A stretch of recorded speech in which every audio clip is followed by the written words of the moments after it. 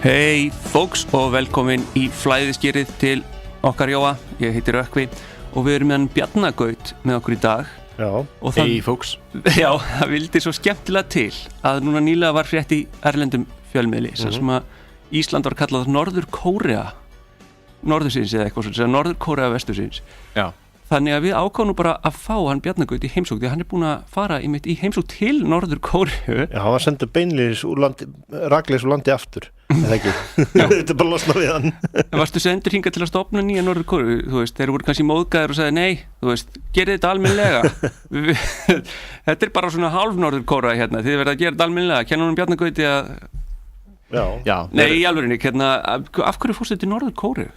Hvernig kom þetta? Ég var í Kína. Já. Sem eru þarna bara við hliðina og ég á nokkra vini sem vinna sem svona tourguides. Hvað er orðið fyrir það á íslensku aftur? Þið sagðir tourguides? Já. Leiðsögumenn? Já, þeir eru leiðsögumenn á þessu svona svæði, þeir fara líka til sko Turkmenistan, Uzbekistan, Rússland, þeir í Kína líka og þeir eru bara líka í Norður-Kóreu. Já. Og þetta var í september, rétt áður en Donald Trump setti svona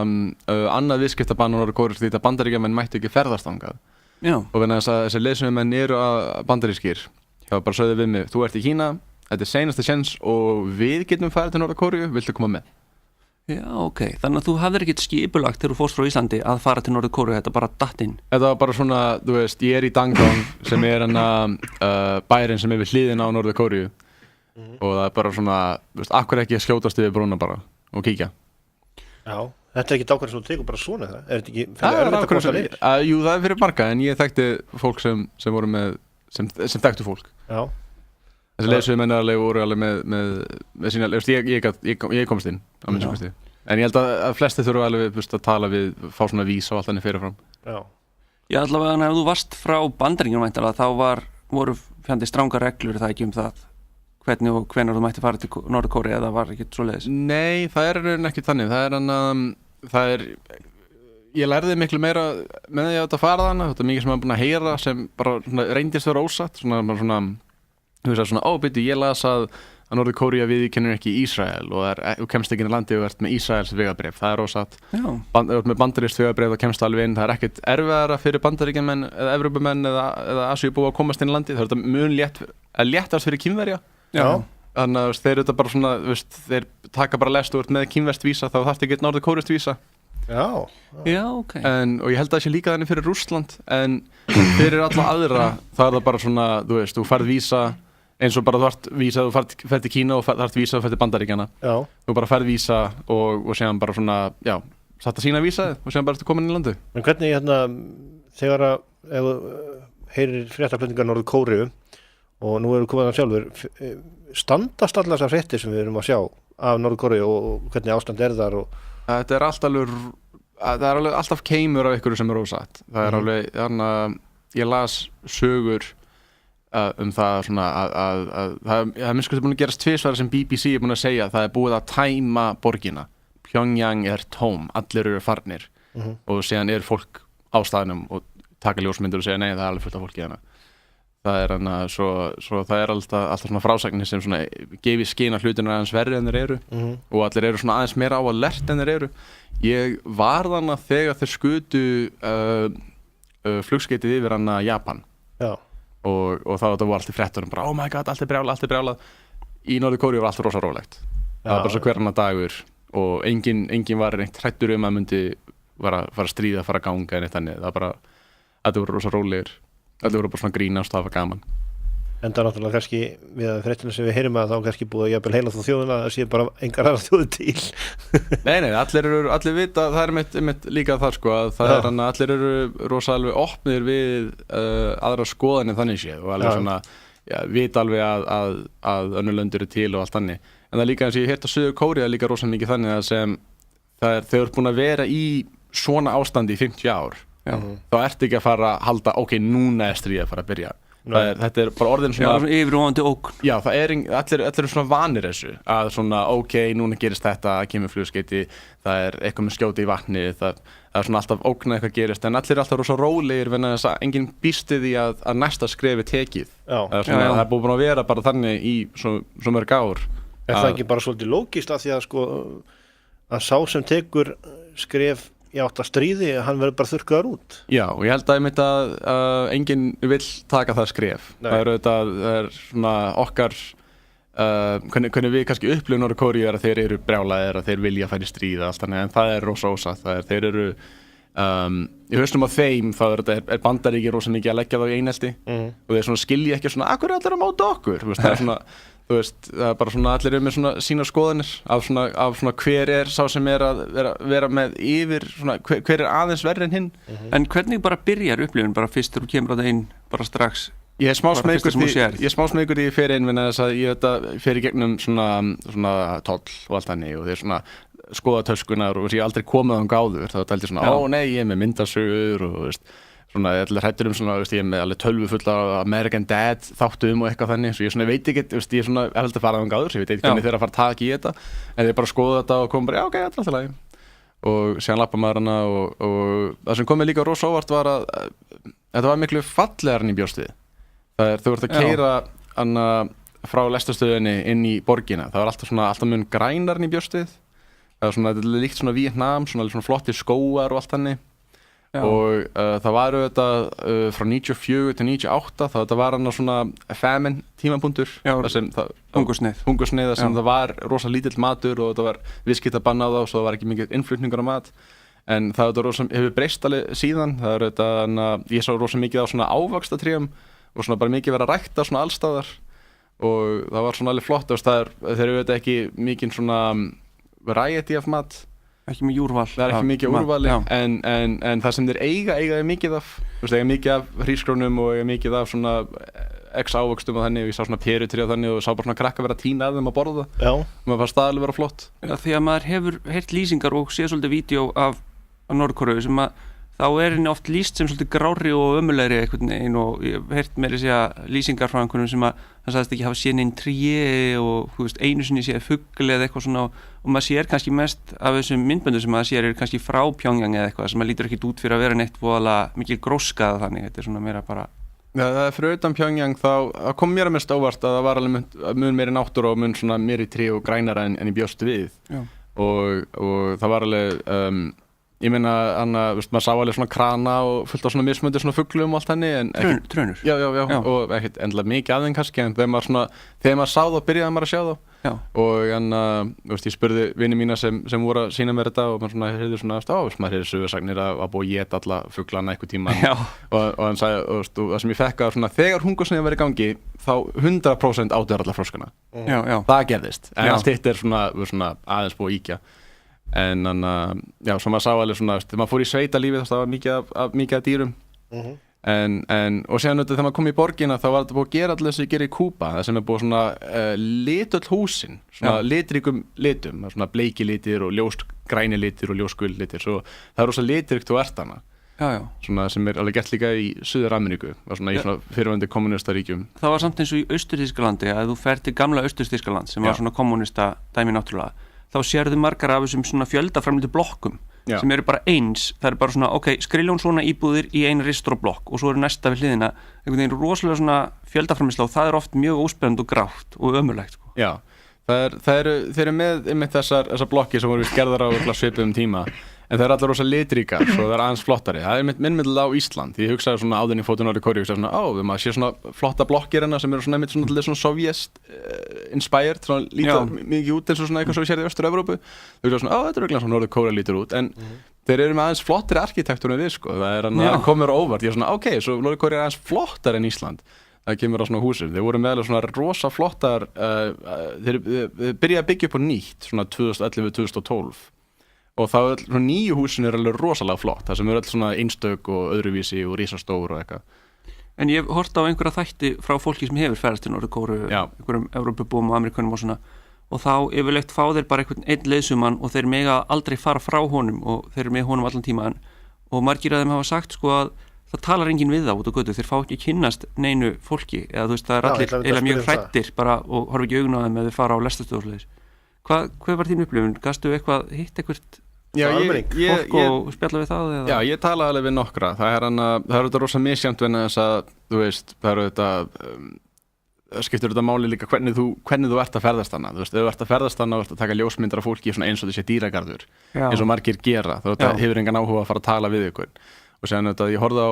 Will Ripley sem ég kynntist hana, hann var hann úti sem er CNN-gaurinn sem fer alltaf til Norður-Kóríu og fjallar Asíu, hann var hana líka sko, og ég horfði á heimildamyndar sem hann gerði þegar ég kom heim og þá var hann að tala við Norður-Kóríumenn og kom hann óvænt að þeir vildu svona tala vel ríkisstjórnina og hugsa svona, þeir eru örugglega drepnir, þeir tala illa ríkisstjórnina, en það er örugglega meira það sko að eins og ef það væri einhver að koma hingað til CNN væri að koma til Íslands og væri svona, er Ísland ekki ömurlegur staður og myndi aldrei koma, nei, Ísland er frábært, þú veist, allir myndu svona talaðu upp. Já, talaðu upp, en þess að enginn vill að það hefur gert svona lítið úr kannski landinu sínu. Ég veit ekki hvort að ég myndi vera svona jákvæður. Nei, en það er kannski einhverjir. Og Kína til dæmis myndi alveg 100% gera það ef CNN var að tala, er Kína ekki ömurlegt? Það myndi ekki Kínverið koma, jú, Kína er alltaf slæmt. Það enginn myndi vilja vera ságaur. Nei, en þegar ég var hana þá þetta svona, svo enginn kannski vill búa til svona ímynd á svona, ég nenni ekki að tala við þennan svona sérstaklega ef hann er bara svona að taka ljósmyndir af mér eins og ég sé bara eitthvað gaur. En venna þess að ég var með þessa leiðbeinendur sem ég þekkti, þá var aðeins léttara fyrir mig að geta svona ferðast og eins og það var fyrir mig bara ef ég þurfti bara að spyrja bara svona, getur við farið þangað? Og það var bara, getur við farið þangað? Þú veist, maður ágæti að vera að labba einn þannig séð. En já, maður þurfti bara að spyrja, það var aldrei sagt til mér svona að við getum ekki farið hér, svo ég átti alveg ágætlega mikið frelsið þannig og ég talaði alveg við nokkra en kunni ekki allir þetta ensku og þetta er ekki góður í kórisku eða kínversku. Nei, þeim kenndi enska mörgum í skólum sko. Já, það er hana háskóla sem ég læra ensku og ég talaði við marga sem voru búin að læra ensku og það var alveg gaman. Komið mikið óvart sko, margir með snjallsíma og með svona ein útgáfur af Farmville. Já, og ég sá okkur spila svona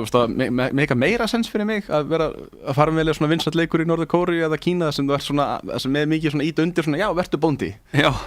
Og ég spurði út í það bara svona, þeir eru með svona leik og svona, þau töluðu við mig svona eins og ég vissi ekkert hvað Farmville var, þetta veit ekkert að það er til þannig leikurinn á Íslandi líka. Það er ekki sannar þessar sögur sem segja, já,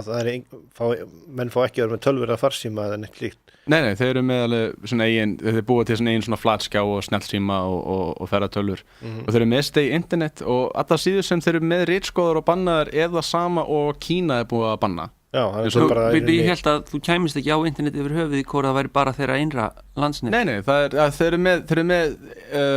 internet á nokkrum stöðum í borginni alveg 100% og allt þannig. Og sen eru þið með svona sitt eigið internet líka sem þeir eru með sitt eigið Facebook eins og Kína er með sitt eigið Facebook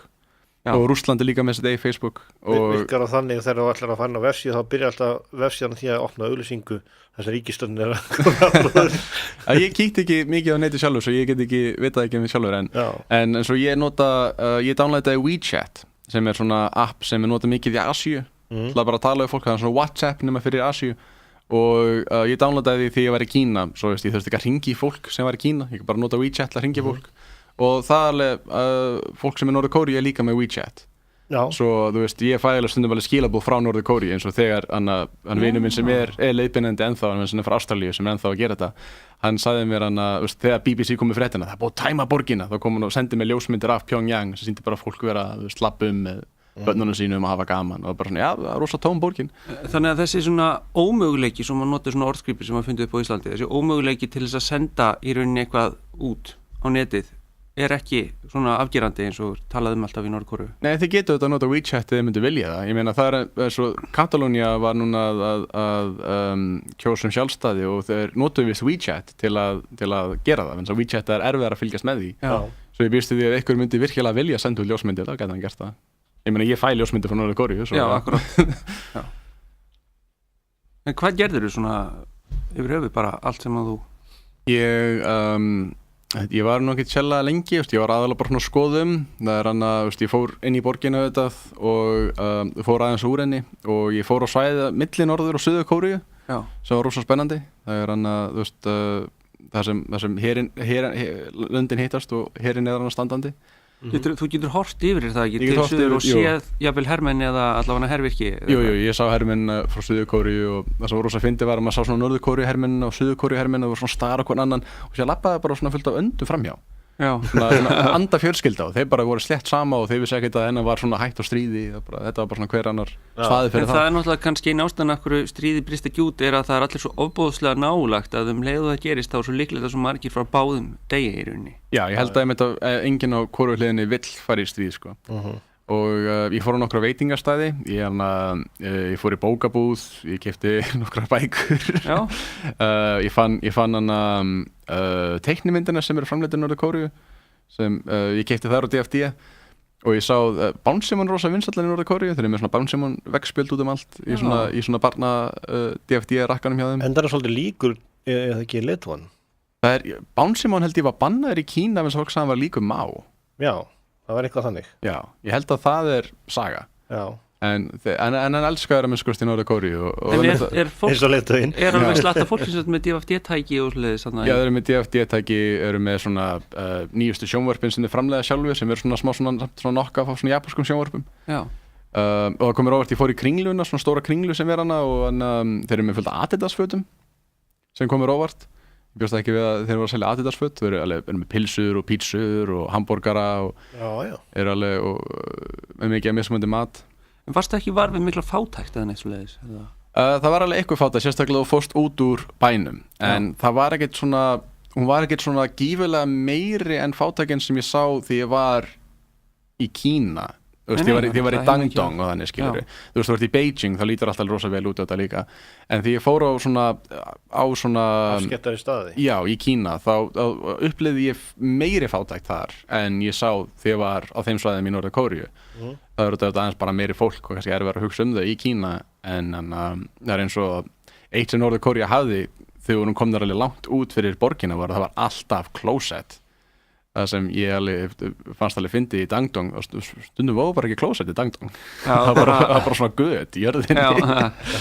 svo að minnst hefði Norður-Kóríu stundum klósett alltaf, það er svona aðeins betra fannst mér Það er nú kannski aðeins þróara ríki heldur en menn halda Já, það er ég meina þegar þetta voru styrtir í langan tíma af Sovétríkjunum og voru alveg góðu vinni í Kína í langan tíma svo það er ekki fyrr en og eins og ég skil það þá var Suður-Kórea með meiri fátækt en Norður-Kórea alveg upp að svona 80 eitthvað það er ekki rauninni fyrir Sovétríkin hungursneiðin kemur 94 og Sovétríkin falla 90, 91 89, 90 cirka 91 þarna er Gorbachev tekin í gíslingu ef maður rétt og þá hrynjaði endanlega og Boris Jeltsin kemur held ég 92 eða eitthvað svo það er svona þegar það er bara, það er þessi tímapunktur sem þeir verða alveg einir einhver tíma, það sem svona hlutinni byrja að vera erfið fyrir þá svo alveg upp að því þá þetta voru alveg bara í góðum málum þannig sé og eins og ég skil það þá eru hlutinir orðin góðir aftur núna, það er efnaðurinn vist alltaf að fara upp 3% þátt að það eru í svona harkalegu viðskiptabanni og þeir eru bara svona búin að læra svona að sjá sig sjálfir þannig sé og það sem kom mér rosa mikið óvart var svona allir nýji arkitekturinn og þegar hann dó Kim Jong-il þá bygguðu til nýja styttur af öllu, svo það er alltaf styttur af pappanum hans, Kim Il-sung og núna er alltaf svona 2 styttur allstaðar alltaf kallaður hinn eilífi forseti að því hann er opinberlega ennþá forseti landsins þó hann sé dauður þetta er svona heiður hlutur það sem svona, þeir líta á hann sem hann er alltaf eins og hann svona maðurinn sem reynda samin á Kóríu svo svona bara upp á svona heiðursleika og svona frelsishetja eiginlega svo hann svona hann er ekkert alveg en þá stjórn á landinu en þeir svona gefa honum kredit sem svona síðan þetta er hann En þetta er náttúrulega enga síður einræðis ríki þó að sumt fólk hafi það svo sem alveg sæmilektar það er kosið alltaf eitthvað 5 ára fresti og það er fólk sem er kosið í flokkin og það er fólk sem svona, fólki kýs hver stjórnar skólanum, hver stjórnar þessu og þessu svo það er alveg einhvers konar svona lýðræðana en síðan er Kim Jong-un sem er núna stjórnandi landsins, hann er yfir 3 mismunandi hlutum, hann er yfir flokknum og 2 öðrum hlutum en síðan er alveg fólk inn í þessum hlutum sem er kosið og hefur alveg eitthvað að segja Þannig að fólkið í flokknum stjórnar ákveðnum hlutum samfélagsins en svo er það hann sem stjórnar flokknum en hann stjórnar í öllu hann getur alltaf komið og þeir ákveða að gera eitthvað og sen getur hann bara komið og sagt já eða nei, til þess að forsetinn skrifa svona undir. Ég held að það hafi verið svipað á Kúbu í rauninni, þeir þrætt alltaf fyrir að vera einræði af því að þeir voru með einhverja kosningar hverfum sem kaus eitthvað fólk sem að hefði síðan vald til að kjósa áfram. En það er náttúrulega allt annað ef að þú kýst einhverja í hverfinu sem að eru svo ákveðni menn og þeir hafa kannski kosningarétt en þú veist þá ef að þú ert Castro hvað þessi kaus og eitthvað svona. Það er ekki alvöru beint lýðræði eins og við höfum sko. Nei, það er ekki eins og við höfum eins gallað eins og okkar lýðræði er nú að þú veist, við erum, þó að við séum ekki í Norður-Kórea þá erum náttúrulega ekki af engu sem að við erum kölluða þess að við erum með en við erum samt með miklu raunverulega lýðræði heldur en Norður-Kórea nokkuð eða Kúba var það er út að vera að gera þessa samlíkingu sem ég er alveg ósammála en þessi samlíkingu út að vera gerð en þess að við erum búin að vera með þessa sömu aðila lengi en það er rosa asískt líka eins og Ólafur Ragnar Grímsson var fórseti frá 96 til 2012 það er rosa, þú veist, maður sá 2012 lengur, hann fór bara frá núna 2016 eða 15 manna ekki hvernig Guðni kom Já, það er alveg rétt, hann er bara nýfarinn svo, þú veist, það er þetta ef við værum land í Asíu, þá getum við að koma svona það er greinilega einræði hérna breytir yngur hvað þú kýs, það er alltaf sami flokkurinn, alltaf sami fórsetinn, það var alltaf að gera keisa mótökur eins og gert við alvöru einræðisherra eins og Saddam Hussein og Gaddafi. Það var húmor að tilnefna Óla sem sko hinn eilífa fórseta Mér myndi finnst það fyrir, ég var alveg sáttur með það sko. Já, svo svona styttur á hann staðar. En þeir eru svona hægt og rólega að breyta til, það er þetta erfitt svona, þú veist, þegar herinn er með svona mikið vald en Kim Jong-un sem kom inn 2012 held ég, hann er búinn að vera svona að breyta til eins og núna er allir komnir með Skype það er hjólabretti, rosa vinsæl hjólabretti voru ekkert svona seld í Norður-Kóru ekki lengi, en núna er þau bara svona seld allstaðar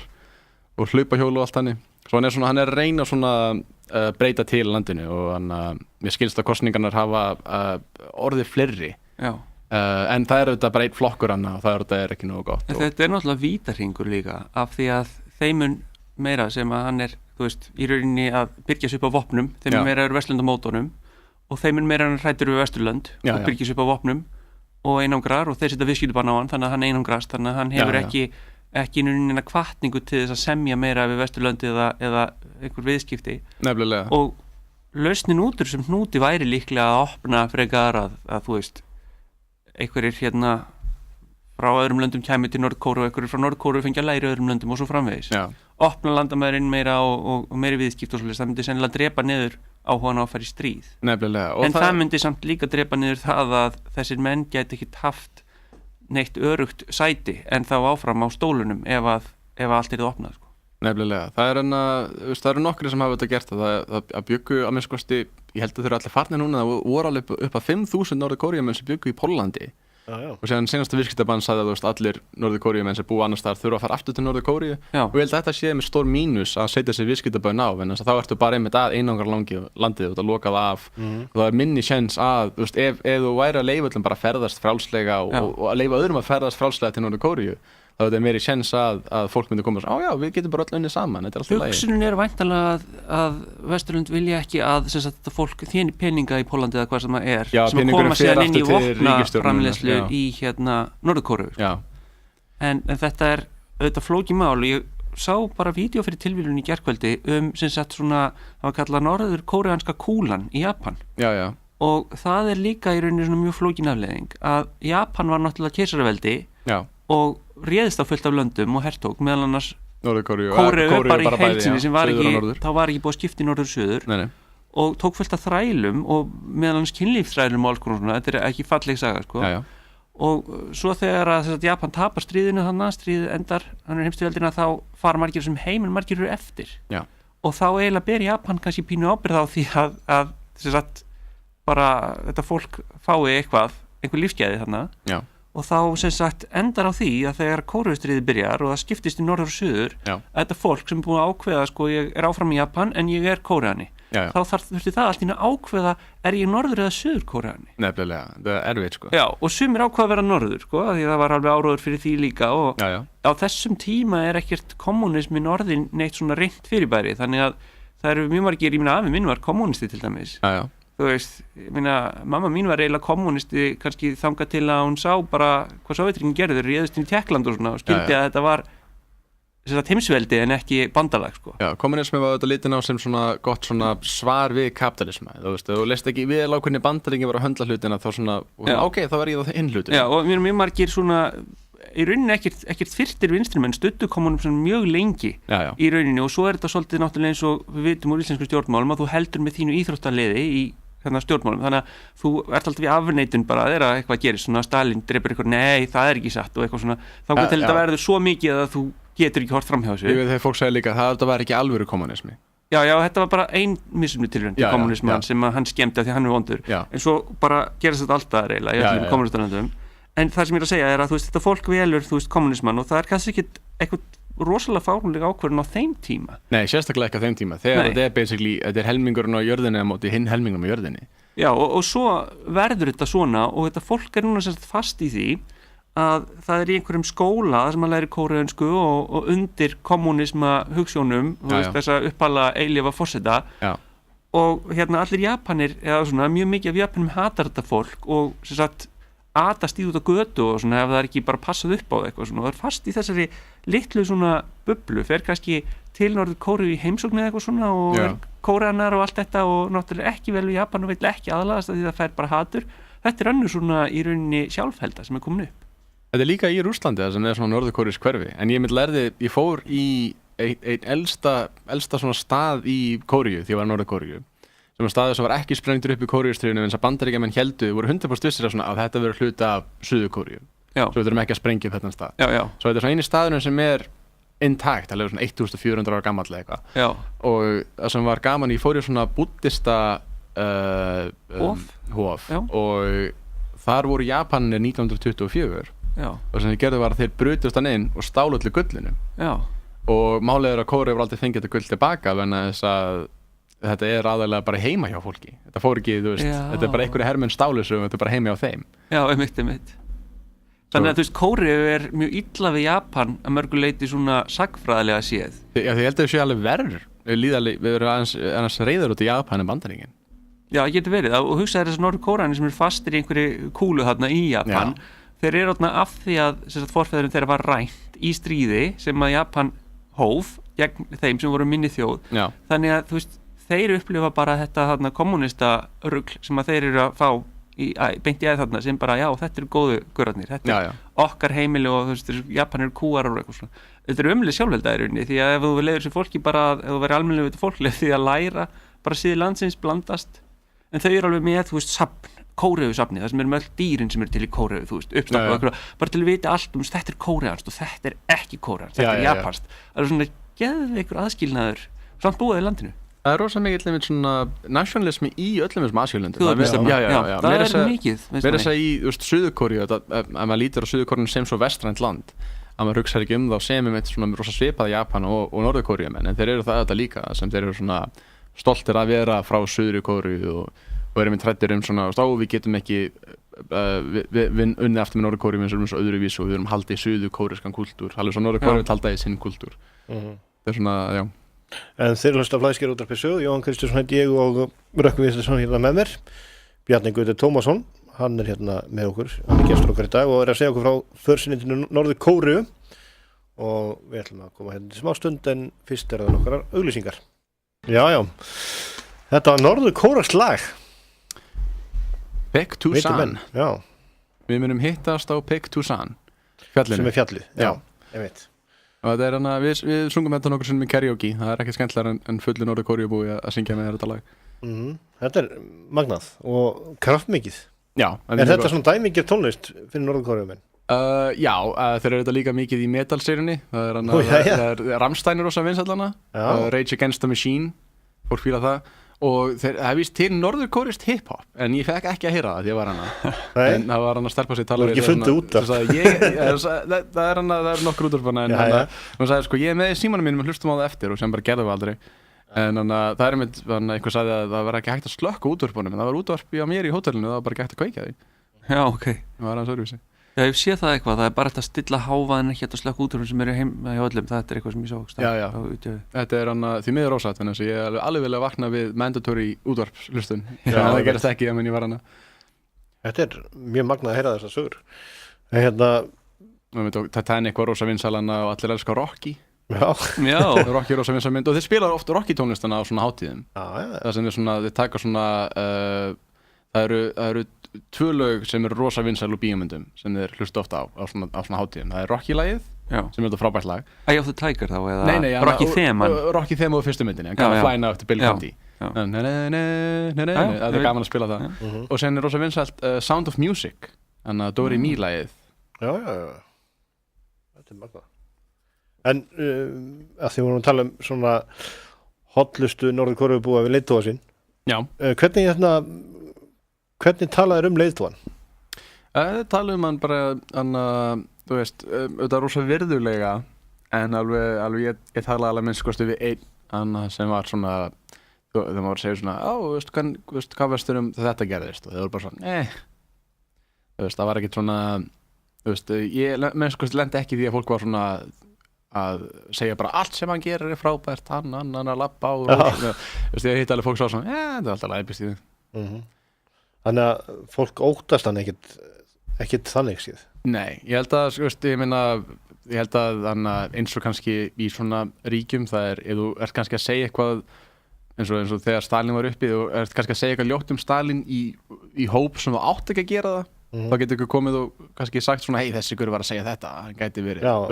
vandamál. Þú segir þetta ranga mann Já, en fólki sem ég talaði við að leið nú vel í kringum mig að þau hugsaði svona hann ekkert að fara að láta hann vita ef við hrósum hann ekki konstantli En varstu var við eitthvað svona að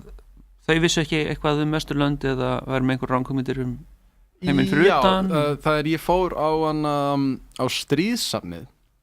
sem var rosa flott og ég svona kastaði til svona upplýsingar svona, vissir þú að Bandaríkin er í stríð núna við 7 mismunandi lönd Bandaríkin er búin að droppa 20.000 sprengingar bara þessu ári og enginn vissi þetta og alveg gaman að láta það vita og þau voru alltaf svona what? og spöðu svona vitið hvað lönd að Bandaríkin er að sprengja núna þeir bara svona, nei það var alveg fyndið að tala við það það er hann að maður heyrði svona þeirra útgáfu af stríðinu þegar maður var í stríðsefninu vegna þess að það er hægt að debeita svona hvar stríðið byrjar já, vegna þess að áður en stríðið byrjar það er svona, þessi gerir þetta og þessi gerir þetta svo þeir líta á að Bandaríkin byrja stríðið sem er svona ekki kannski líta á sem sannleikur en í vestrana heiminum það er svona líta á Norður-Kóreu að ræðst og Suður-Kóreu en þeir líta á það þá þetta er Bandaríkin sem splitta landinu í tvennt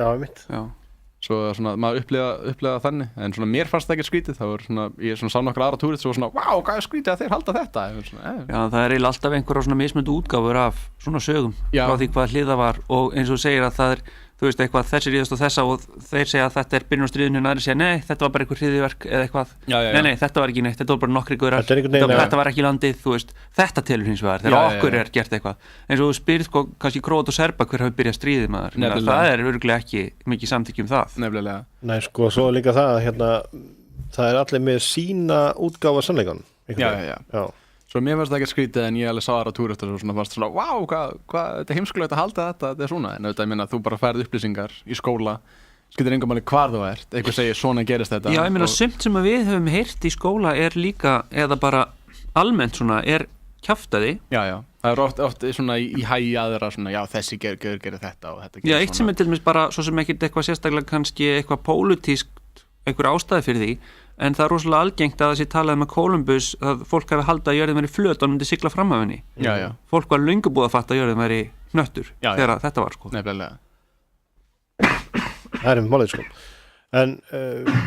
þessi lönd í kring það er að segja Suður-Kórea og þau lönd sem liggja að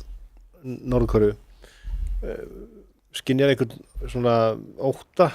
að hálfu Norður-Kóreu manna gagvart þeim? Nei, Norður-Kórea er raun ekki býst ekki við neinu hræðilegu frá neinu ekki frá Suður-Kórea þegar veit að Philip segjar daginn og er eitthvað svona aðeins að tjá sig að þeir voru ekki sáttur nú verður þetta kringustæður og þú ert að breyta til að hann vildi ekki vera í góðum samskiptum við Norður-Kórea en það sem eins og ég skilða það er þetta eru þið alveg með ágæta svona samskipti við Singapore, Malasíu við þessi lönd það er alveg á tímapunkti held ekki lengur í dag en ég veit að þegar oft þú fékkst að sjá sko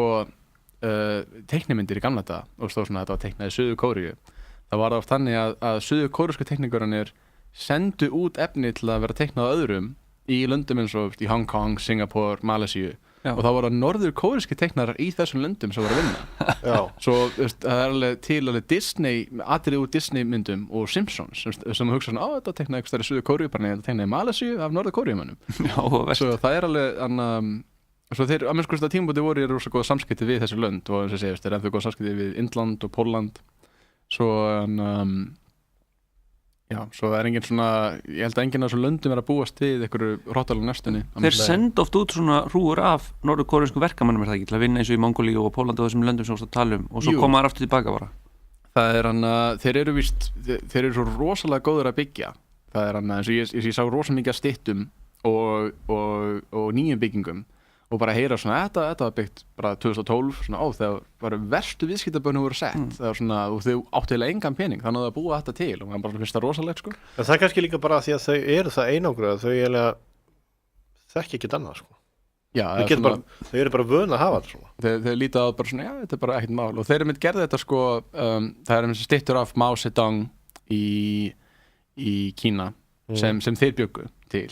þeir víst gerðu styttunar af Saddam Hussein í Írak og mikið af svona málverkum í Sýrlandi af Assad víst gert af norðurkórískum málurum sem gerðu líka svipuð málverk af Kim Il-sung á sínum tíma Það er óurlega furðulegt Það er að tala styttuna Saddam sem var tekið niður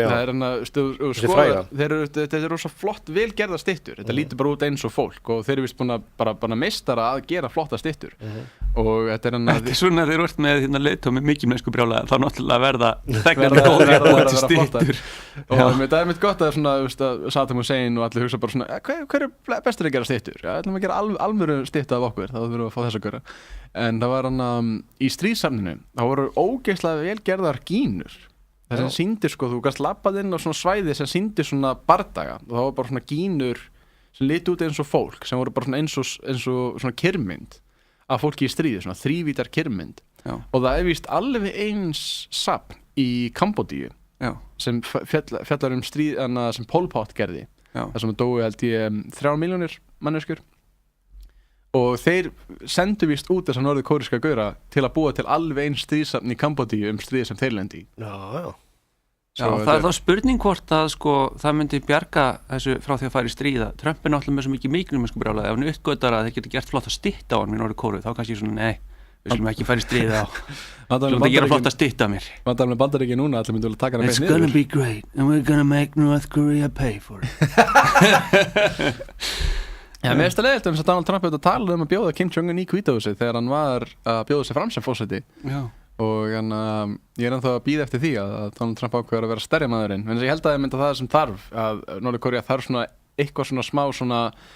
sens að Bandaríkinu tilbúin að ræða friðarviðræður ég held þeir þurfi eitthvað forseta með einhverju hálfu viti á það gerist í Bandaríkinu en núna reyndar þá er forsetin hann er það segja forseti Norður-Kórea hann er